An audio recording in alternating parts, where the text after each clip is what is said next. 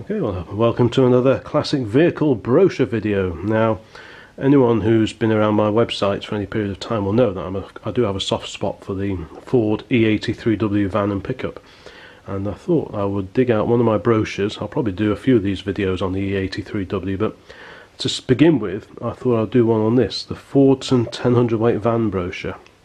Now, it isn't dated on the publication, but there's a date on here received by an engineer department in January 1939. So it's a safe bet that this is probably 1938, this brochure, which was the first year that the E83W was built. And again, I thought this would be an interesting one just to feature because it has a lot of the early characteristics for the very first E83W vans. Like I say, it was introduced in 1938 and continued in production until 1957. And there weren't many changes during the production run, but there are some detail differences which are worth pointing out as I go through this little brochure. To begin with, if we have a look here, the grille has just a single starter handle hole here, because the engine in the E83W is offset to the passenger side, so consequently the passenger doesn't actually get much in the way of foot room.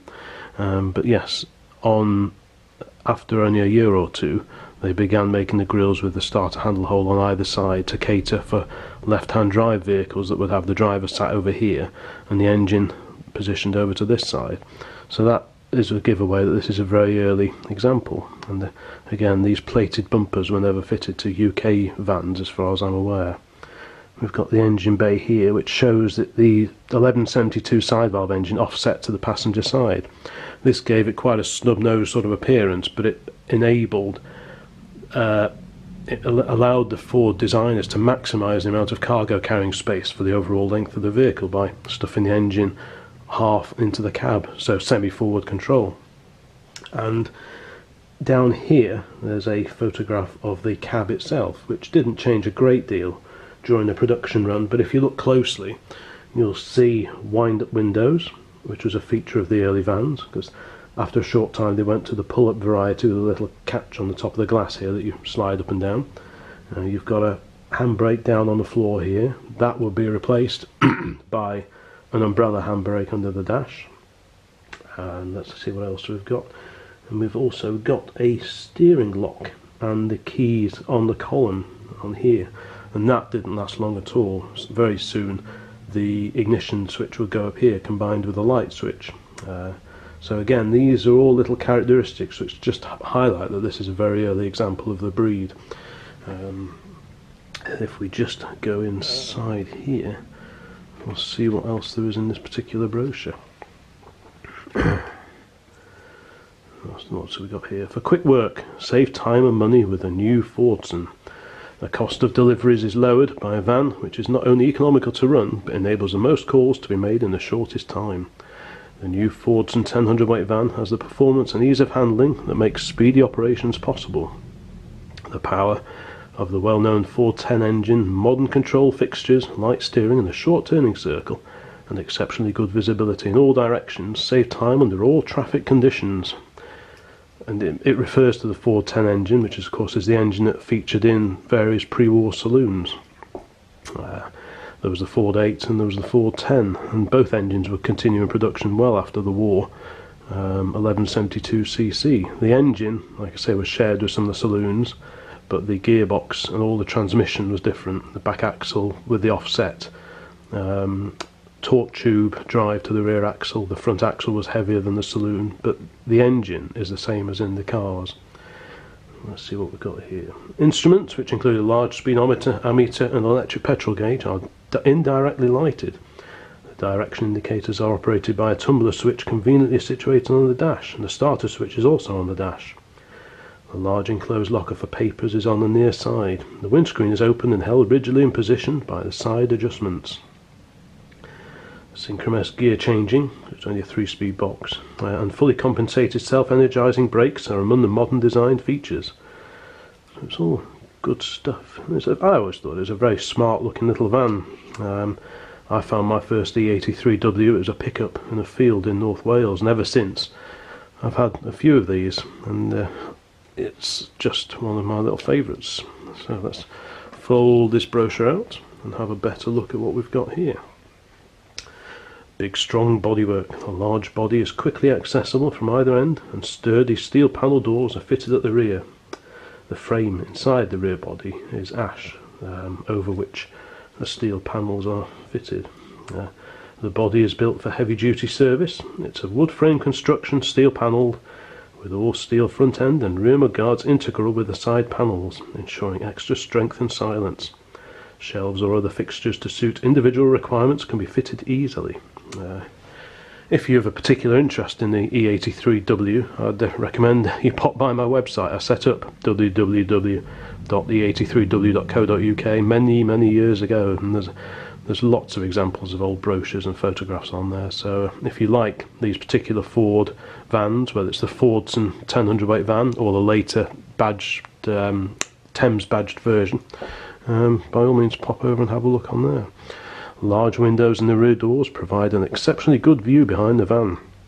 The doors are also provided with ventilating louvers. The rear doors, offside door and ignition are locked by one interchangeable key, and the spare wheel is completely enclosed in a separate locker under the floor at the rear of the van, and this compartment can be locked. A flush type tail and stop light is mounted on the spare wheel cover door, which is down here. This hinges, the whole lot hinges down. And the rear number plate is also bolted to this door, providing a solid mounting. So as you can see, in the pre-war days, lighting wasn't excessive. I mean, you've just got the single stop tail lamp there. So there's not a great deal. And the price? £165, painted royal blue, ready for lettering, or in a primer coat of colour as specified by the purchaser. And we've got a photograph with the rear doors open, showing quite a low, long load bay. The E83W was rated at 10 hundredweight or half a ton, and you also had the 500 weight vans which looked a bit more like the Pop, but this was a half ton Ford van. In other markets they had slightly different names. I know in Australia they were called the Fordson 1010 for 10 hundredweight and 10 horsepower engine, not brake horsepower but the RAC rating. Okay, so let's stroll on over here. A sturdy new chassis. The new Fordson 10 hundredweight chassis is of rugged construction, includes many special features that will prove their value in better performance now and in dependability and low operating costs month after month. We've got the worm and roller steering torque tube. That's the drive to the rear. It isn't a separate prop shaft, it's an enclosed torque tube. We've got details about the rear axle. 518 tyres are fitted, that's on the van. The pickups had 16-inch diameter wheels and were slightly wider. Simple maintenance. The extensive use of oilless type bearings, bushings and shackles reduces the time and cost of maintenance. All bright parts are stainless steel or heavily chromium plated, including the front bumper and the radiator mouldings. And here we have a lovely side-on view of a very early E83W. Like I say, the early examples were badged as Fordsons. Then I think in the early 1950s they became Thameses and they had small badges on here. But for the Fordsons they didn't have any bonnet badging as far as I'm aware. Clues that this is an early van. We've got the lamps with the very domed lenses, which didn't feature for long on the vans at all. These were soon replaced with the small butler lamps similar to the Pop. And then a little later again they went back to a larger lamp and lens, but they weren't dished like this so much. So these are the best looking lamps of all, but these were only featured on the very first vans of 1938-39. And again it shows a plated bumper, which I don't think was ever a standard fitting in this country. I know some of the export markets were probably different, Canada possibly. And the wings, the early wings didn't have a beaded edge on around here. So these were non-beaded edge wings, but they were found that they were quite prone, if you nudged that, they would just split quite easily. So they put a beaded edge on them after a little while, just to give them a little extra strength. And moving rearwards, the only real change that occurred to the design of the E83W van, certainly in this area, was the shape of the rear mudguards. On the early versions they just carried on down here. This is all integral, it's not a separate panel. This is part of the pressing for the side up to here. but the arch just continues down straight and ends there. On the later vans, this was flared out. I think the idea was to stop mud spraying up the side of the van, especially when it's all beautifully sign written, as a lot of these vans were. So that's another differentiator between the early and the late production vans. What does it say? The new Fordson 1000 van combines good looks with its generous load capacity. It is the most modern van of its type. The striking panelled body can be specially finished with a design which will give the van extremely high advertising value to the owner. Of course, the other thing to bear in mind with the E83W, as with many small vans of the era, you could buy this and specify a van. Obviously this just relates to the van, this particular brochure, but it wouldn't be long before you could also buy the pickup with a wooden back. You could also buy it with just the chassis and the front end up to there, allowing external coach builders to put whatever body they wanted on the back. So sometimes you might have an ice cream van or a promotional vehicle, something like that. You could also buy it up to there, just to the top of the screen, without the doors, and then the whole thing could be bodied perhaps as a Luton van or something like that, with a body over the top of the screen. So you had different options, possibly not right at the beginning of production when this brochure came out, but it wouldn't be long before you had lots of different options and lots of flexibility in terms of how you could specify and build the van to suit your particular needs. Fordson 1000 van, the latest addition to Fordson commercial vehicles, offers new value in delivery vans for medium loads. On a new chassis built specially for commercial service in this field, it combines big capacity, fine performance and lasting dependability at the lowest cost. The body capacity is 120 cubic feet. Load space dimensions, exclusive of the large unobstructed floor area, are 6'7" by 4'6", 3'9.5" high. For time saving on deliveries, the van has swift acceleration, not sure, handy overall dimensions, a short wheelbase of 90 inches and a turning circle of 36 feet only. Exceptional visibility to front and rear and advanced control features permit it to be operated with speed and safety. It is a van that can be chosen for all-round economy. It offers high value at its attractive initial cost. Tax is £15, the minimum in its class. Remarkable low petrol consumption is attained with full loads. Lasting quality and good service are built into engine and chassis, ensuring trouble-free service and little attention. And like all Ford and Fordson products, it is backed up by real local service. Good little vehicle.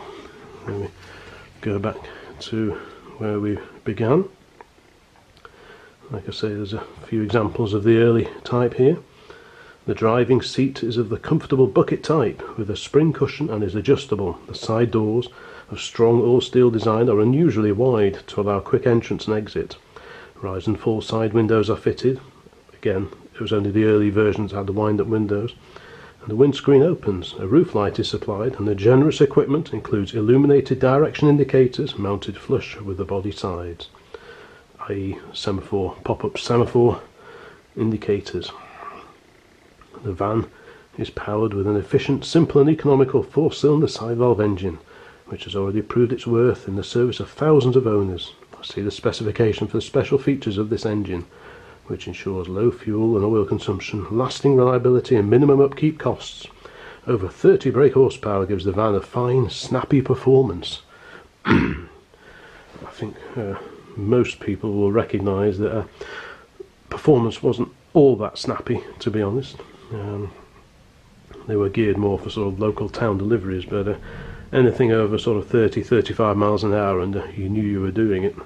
I remember sort of driving my pickup and you get all the sensations of acceleration and speed, the noise and everything else, then you look out the window and you were barely moving. So, but these were different times. This was 80 odd years ago, so I think we can forgive them. On the rear page we have the specification for the Ford. I'll zoom in just so we can get a closer look at all this, but it gives details of the engine, the transmission, front axle, steering design, brakes, suspension, wheels and tyres, electrical equipment and general equipment. The general equipment included the ammeter, speedometer and electric petrol gauge, steering lock on the column. Again, that was only on the very first vans. Safety glass windscreen is made to open. Toolbox underfloor in the front. The front bumpers are standard. And the driver's seat adjustable for length. A passenger seat was an option. And same with the step, I believe. What else have we got?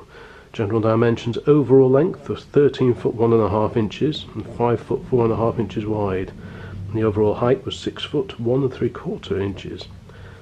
We've basically got everything else in here as well. Taxation was £15 a year.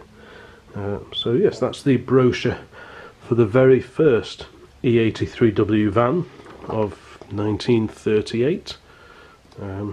Like I say, it's a lovely looking little van, I think.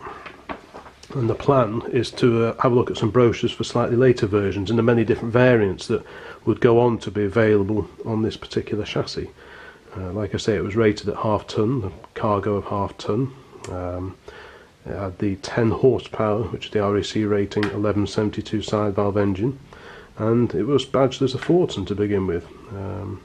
And like I say, it continued in production until 1957, so it did forward very well over the years. It even continued in limited production during the war, I believe, and various examples were built as navvy vans and so on. So it was a very flexible, good overall little design, I believe, and one that I'm particularly fond of. So hopefully this short video will have been of interest, and if there's any E83W fans out there, please post a note into the comments below this video, because it'd be great to hear from you. If you remember driving one of these back in the 50s or 60s, doing local deliveries, then again it'd be great to hear your experiences.